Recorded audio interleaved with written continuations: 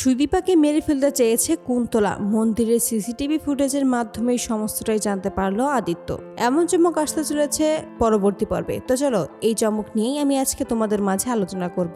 সুদীপা একটু সুস্থ হতেই পরমা ও অভ্র সুদীপার কাছে আসে। তখন সুদীপাকে অভ্র জিজ্ঞেস করে তখন আসলে কি হয়েছিল, তোর জামাই হঠাৎ করে এভাবে আগুন কিভাবে লাগলো, সবটা আমাকে খুলে বল। তখনই সুদীপা বলে সেটা আমি বলতে পারবো না দাদা, কারণ আমি নিজেও জানি না সেটা কিভাবে হয়েছে।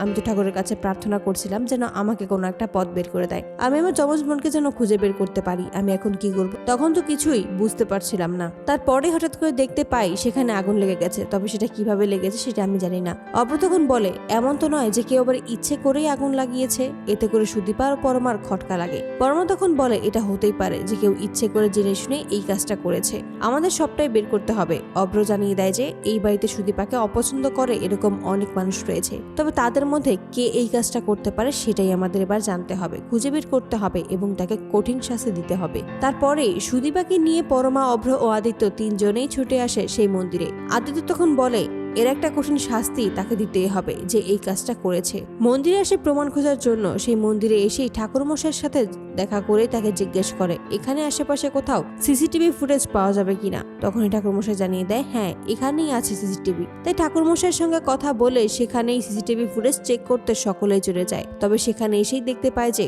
কুন্তলা ইচ্ছাকৃত ভাবেই প্রদীপটা সুদীপার জামার ওপর ফেলেছিল, যার থেকে ওই ভয়ঙ্কর আগুন লেগেছিল। পরমা তখন বলে এই সন্ন্যাসিনী তো আমাদের বাড়িতে গিয়েছিল, আমাদের ভাগ্য নির্ধারণের কথা বলেছিল, উনি এমন একটা কাজ করবে কেনই বা করতে যাবে সেটাই তো বুঝতে পারছি না, ওনার কি উদ্দেশ্য, এতে করে ওনার বা কি লাভ হচ্ছে।